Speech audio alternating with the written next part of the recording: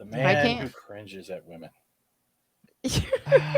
Well, Valiant, I do want to talk about the real quick. I want to pick your brain on the financial side of Ant-Man because Yeah, we're I gonna think get this back to is that. I think this is one of the biggest stories because this really is, in my opinion. I mean, we've talked about the MCU being in a bad spot. People have pontificated in the past about, well, the MCU is dead. But I think that this really is the point where it's time to consider that this is no longer what it once was. Yep. Phase 4 was bad, but here's the problem that I see with this. In Ant-Man Quantumania, they're trying to launch an entire new saga that's supposed to rival what they did Phase 1 through 3, right? Mhm. And Phase 4 is transitional. But what they want to do is they want to have this new villain that takes over, and they want to have a Thanos-style saga, the rings all over again, but this time it's going to be about the multiverse. How do you launch a villain? And God bless the media. They've tried their best. They've told us this is the greatest villain ever. They've told us this is the greatest actor ever. But how do you launch a villain and make people care when they won't go watch the movie that he starts off in? Mm-hmm. That's exactly what the video I put out earlier this afternoon around Yeah. 1 o'clock today that went into. And I watched it. It was a stroke of pure genius, Viola. It was like manna from heaven in terms of intellectual takedown of Marvel. Okay, so let me ask this though. Here's what I'm curious about. And I want to get your thoughts on it. $200 million is what they're saying the production budget is on this movie. roughly Okay. 200, yeah, from what we Right, can that's tell, what they're saying. Here's my question on that. So if you go back and you watch Thor: Love and Thunder, Mhm. that's supposed to have a 250 production budget. Okay, I go watch Ant-Man Quantumania. The entire film is CGI. Yep. I don't understand how that came in lower than Thor: Love and Thunder. Do you think that you think that's a conservative estimate on the budget, or do you think that's accurate? Because I'm confused by it. I don't see how they pulled this off. Great question, and I'd kind of forgotten about that. I should have brought that up in the video today. That's actually it brings up a very good point. If you may recall, Pro, I think you and I had this conversation. I know I brought it up in several videos. If you think back to Shang-Chi, when that came out in 2021, right? That was the first big Phase 4 film. I didn't count Black Widow because that didn't even belong in Phase 4. Mhm. Shang-Chi was what they launched it with. Shang-Chi and Thor: Love and Thunder were filmed back to back in Australia. Disney packaged those films together. They shot Shang-Chi, immediately turned around, shot Thor: Love and Thunder, same place, same crews. The reason was because they could book those Australian film crews for like a solid 6 to 8 months. They got a package deal on it, okay? So they got a more film tax credits when they did it there. I remarked that I find it odd that Shang-Chi came in with, frankly, a radically lower budget, $150 million. That sounds crazy to say radically lower, but that is for an MCU title. Mhm. Shang-Chi came in with $150 million. That's what was stated. And then $250 for Thor: Love and Thunder. Now, remember, this was at a time when every Marvel movie, even a few after that, were coming in right around $200 million. We really didn't get a $250, taking Thor out for a minute, because that's part of the equation, until we got to Wakanda Forever. Now, of course, you had production overruns due to COVID filming that added 20 to 25% in addition to it because of all the additional protocols you had to go through. We assume that's the same for Ant-Man, though, right? We assume Yes. that's true for Ant-Man 3. Very well could have been. My point is that I think Thor was really around $200 million, as was Shang-Chi. I think what Disney did, that I stated before, was I think they deferred some of the costs that were in that package contract for production between those two films. I think they deferred some of the cost off to Thor, because when they put Shang-Chi in the box office, they wanted to probably, I mean, if I was Disney, this is what I would do. I would show a lower production budget so that I might actually be able to make a positive return on that first movie to come into theaters after we got out of COVID lockdowns. Defer the extra $50 million, shove that off to Thor. By the time we'd get to the next summer, the box office would be more suitable. We'd have a bigger movie. It's Thor. Thor's going to draw a bigger crowd than Shang-Chi. The problem is it really didn't work out that way. All right, So walk down this thought process with me then, because here's my next follow-up on that. So let's say it's at $200 million. Okay, what's the marketing budget on this film?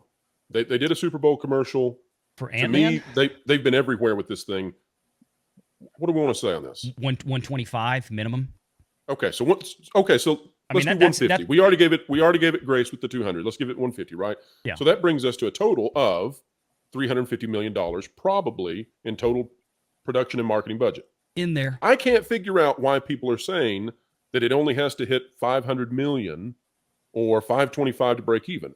It's got to be higher than that. No, And that's been the truth for all these Marvel movies. Yeah, and that's why I brought up this article. This came out. So after I did the video today, Nancy Tartaglione, who covers the international box office for Deadline, Anthony D'Alessandro does domestic, right? So you guys always see me quote Anthony D'Alessandro from Deadline when I do the box office videos.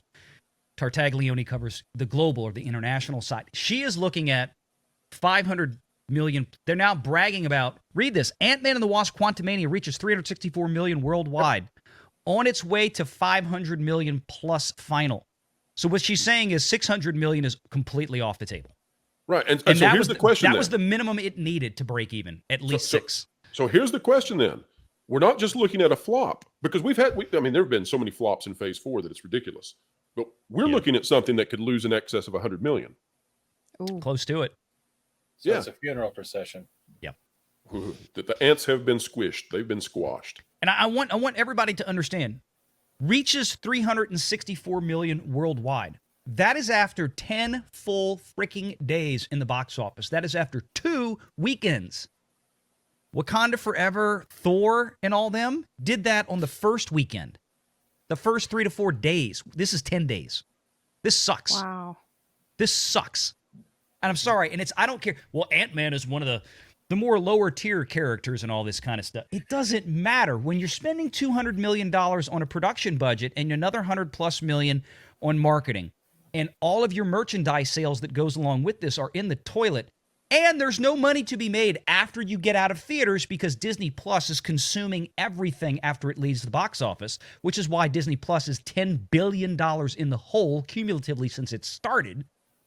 This can't continue. All right. So walk with me for just a second, and then I'll hand it back over. But let's remove Guardians of the Galaxy 3 from the table. We know that's going to do well, almost assuredly.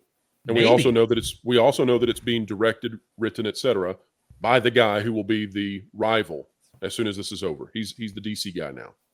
Okay, so just follow me along with phase 5 and how bad this could get. I want the audience to understand, because the media is not going to tell you this. This is where you got to come to find this stuff out. I want you to understand what a bad position Disney and Marvel are in. I mean, this is code red. I mean, they've got to be flipping the switches right now to say, whoa. And you've seen this with them moving some of their properties off, where they're delaying now their Disney Plus content, backing it up.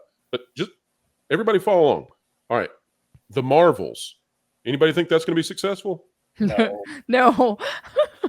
Captain Melanie, America, are New you World excited Order. about that? We'll talk about that in a minute. I'm sorry. No. Pro, I'm sorry. Go ahead. I couldn't help it. Captain America, New World Order comes after that one, except it doesn't have the Captain America everybody knows. Anybody think that's going to do just outstanding? No. Thunderbolts comes after that. How's that What the one going hell to is do? that? Exactly. We've got Blade. It's scheduled for September, which is the graveyard of theatrical releases. So somebody already knows that's a dumpster. I'm sorry. I have Blade. I have all 3 of them on Blu-ray in the other room. What are you talking about? From Well, like they're 30 years ago. They're putting it in September. So I don't know what that means, but I've never seen an MCU film be Man, dropped in this. I remember seeing some rumors about that, about him possibly being upstaged by like his daughter or something. She's going to be Part of the stronger and more powerful than him, of course. And Everything so far. I just hope that's not true. I hope that was a fake rumor. So Hold here's that the thought, here's Melanie. the We're going to talk about that. here's the possibility that Marvel faces for phase 5. And this is why I'm calling it the phase 5 dive. It could be, besides Guardians of the Galaxy, which is this totally different thing. I don't even think it exists in this phase, honestly. It's completely disconnected. It's not part of this saga that's happening. It's James Gunn own thing.